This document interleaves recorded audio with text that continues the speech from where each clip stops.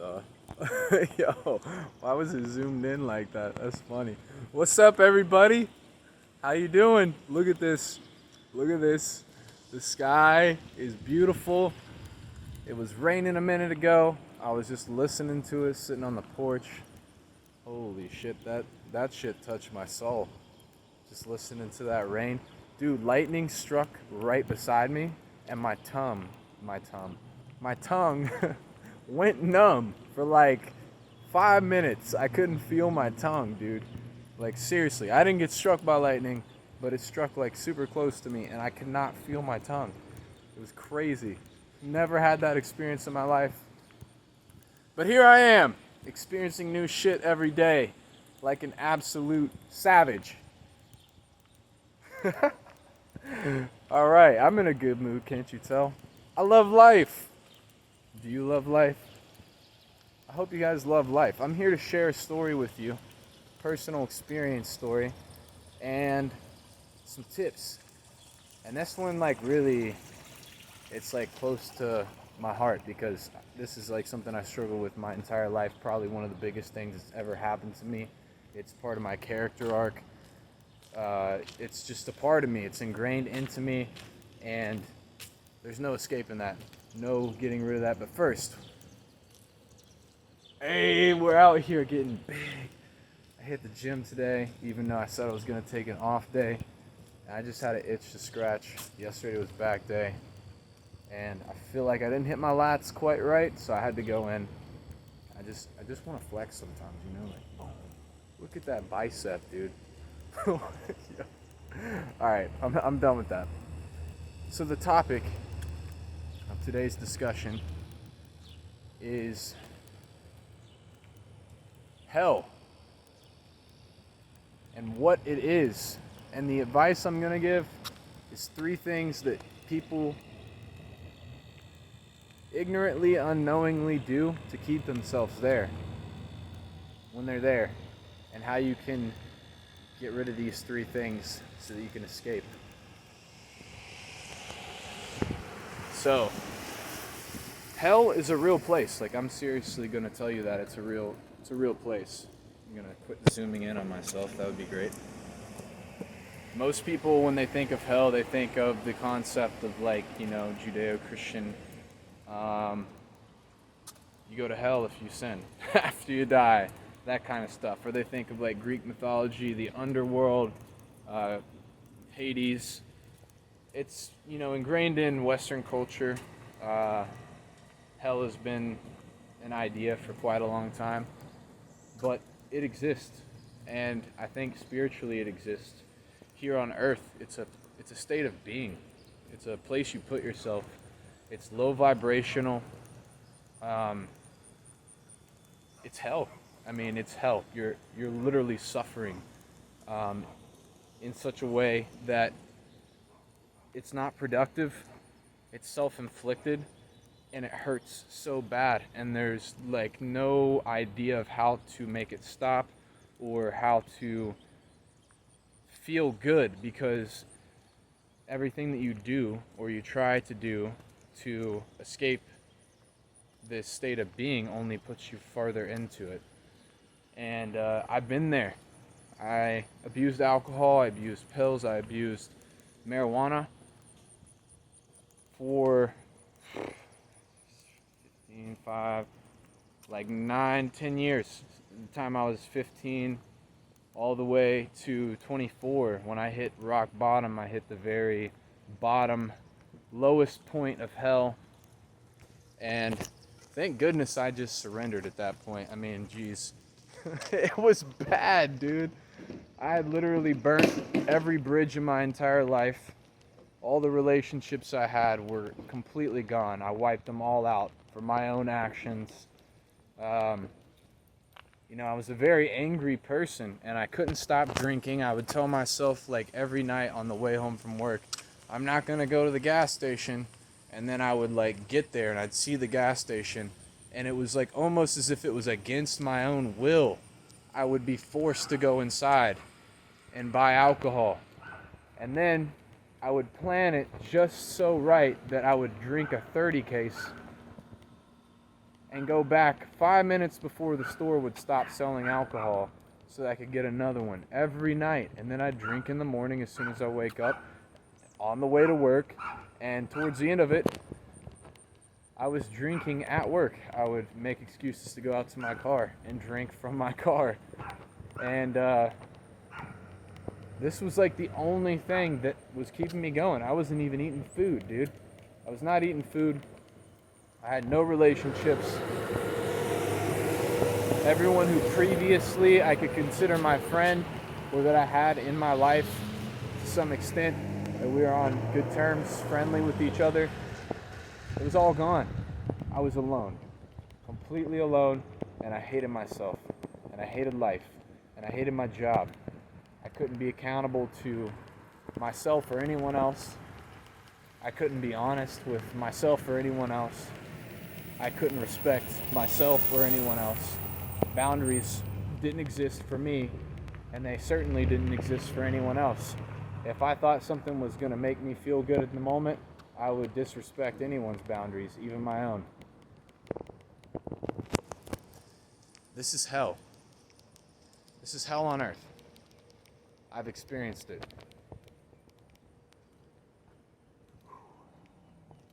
It's been a long time, 3 years that I've been sober, and man, does it feel like an entire lifetime ago. I'm so much different now. It's crazy. Praise the Lord that I'm not living there anymore in that state of being, dude. Holy crap. I am so glad that I am here today, healthy.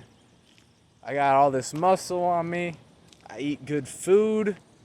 I love talking to people. I love having relationships. I like being alone too. I like being in the wilderness. I like going to the park and just sitting and thinking, man. And it's positive thoughts. I don't hate stuff. I was about to drop the F-bomb there, but I caught myself because this is YouTube. Can't do that around here, guys. I sometimes cuss and then I'm like, damn it. But yeah, I just love living. I wake up in the morning and I'm excited to be. And that's because that whole vibration within me, my being, my state of being has ascended out of the depths of hell. And I'm going to share with you 3 things that I had to overcome. The 3 key things that I had to overcome to get out of that. The first one is ego.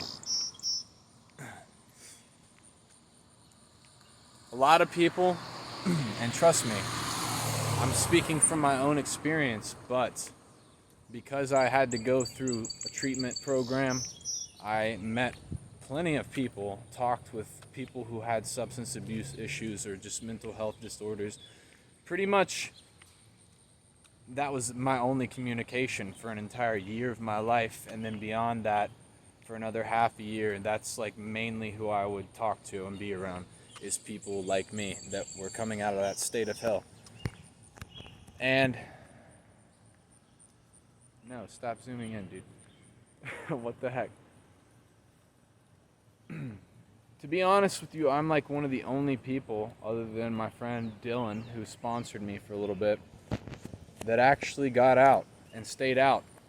I watched people die. I watched people relapse multiple times. They go off to rehab again, come back, go off to rehab again, come back, and they couldn't stay sober.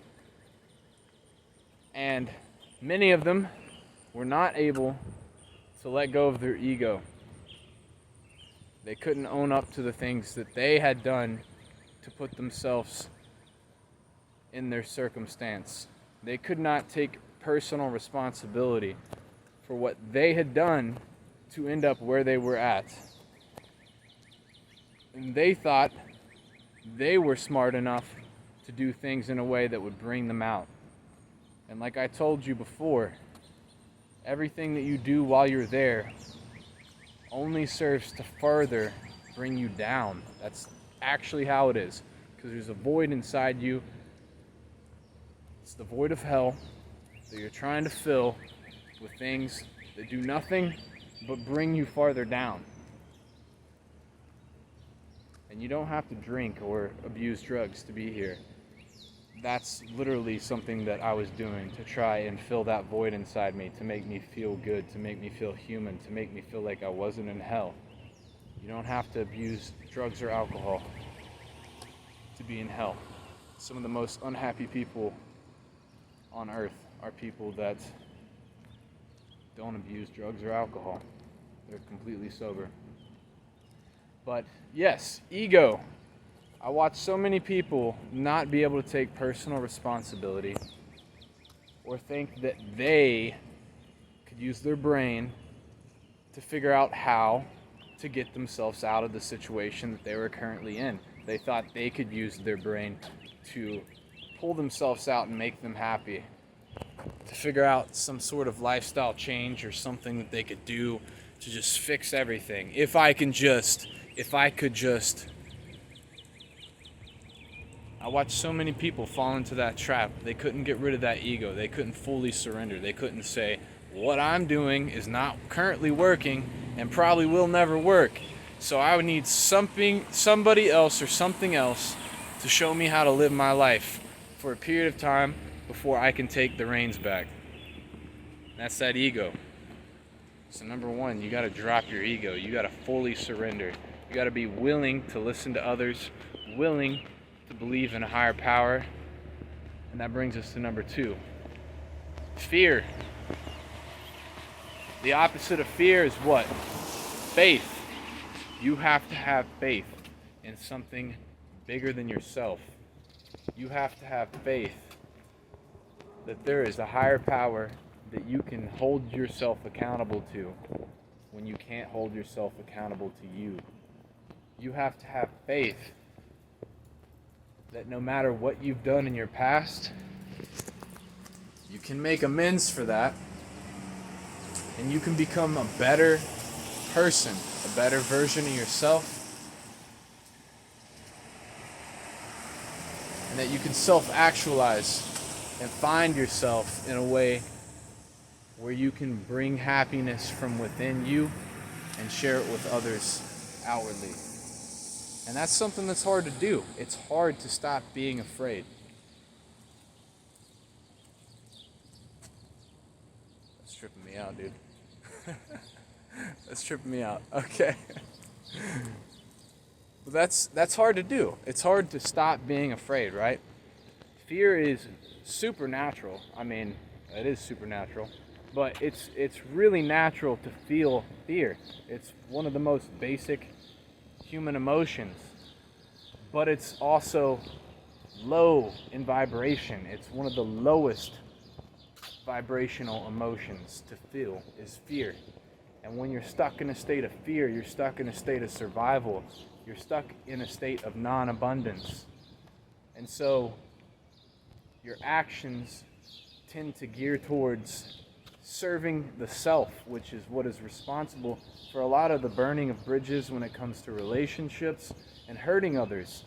Whenever you're acting out, when you're living in a state of fear, those consequences affect others around you. So you create like this splash of negative energy on all the people that are around you. And this is what happens when you're living in a state of fear. When you reach rock bottom, something that might stop you from ascending is the fear of what you've done to others in the past. So that would be like shame and guilt. Or the fear of what others might say if you try and do things differently. Like, look at this guy. Who does he think he is? You know, like, he's the biggest piece of shit I've ever met. Why does he somehow think that he can just suddenly change and be better? It's thoughts like that, you know, that might provoke fear in you and say, they're right. I can never do anything better. Like, I'll always be this. I'll always be this person. And so you just stop yourself because you're afraid of what another person thinks. So don't allow that fear to control you. Don't allow that fear to get into your head. Believe in yourself. Trust in God. Trust in a higher power to pull yourself out of that. That's number 3 is fear. So you got ego, fear. The last one is your circle. People. There's no way you can pull yourself out of hell if you're in hell with 5 other people. If you're all just down in hell together, there's no way that they're going to allow you to leave. If you try and leave, they'll pull you back down. They're not ready to leave. And you can't be responsible for anybody else's personal journey or actions. You have to be responsible for your own. And so you're going to have to learn to let go of relationships that aren't going to be healthy for you if you're trying to leave your own personal hell, if you're trying to ascend. You got to learn that a lot of the people that you know that have got you there are just as sick as you, just as low vibration as you in the moment. And they'll either want to hold you responsible for taking them with you, which that will never work out, or they'll turn on you because they don't want you to leave them there, so they'll pull you back down. They'll make you feel bad for trying to do better. They'll try and guilt trip you. So this is another thing that really holds a lot of people back. I watched a lot of people relapse over this one too, because they just couldn't stop hanging out with people who weren't serious about being a better person, getting sober and trying to fix their life and make amends to the people that they've hurt in the past. And they would go and hang out with them consistently, and eventually, if you're hanging out with people who are doing something in particular, you're probably going to end up doing that something in particular as well. So you got to be very mindful of this. 3 things: ego, fear, and people. Don't allow these things to keep you in your own personal hell. Learn how to drop the ego. Learn how to have faith. Stop being fearful, and learn how to leave people behind that are not going to help you move forward and ascend and become a higher vibrational being and self-actualize and become happy to live life and to share that with others so they can be happy too. This world can be a much better place. Woo, look at the sky. Look at that sky. Oh my goodness, dude. It's beautiful. Wow. I've had an amazing day. I just want to let you guys know. I've had an amazing day. And I hope every single one of you that watches this video, if you're in your own personal hell, I hope this has helped you. Even if you're not, but you're struggling on life, you can still take from these ideas. So I hope I've helped you as well. Or if you're just here because you can relate, because you've been there.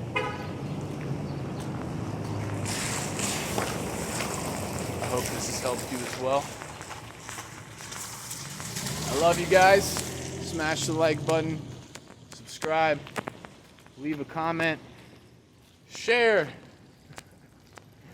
and also, love life, guys.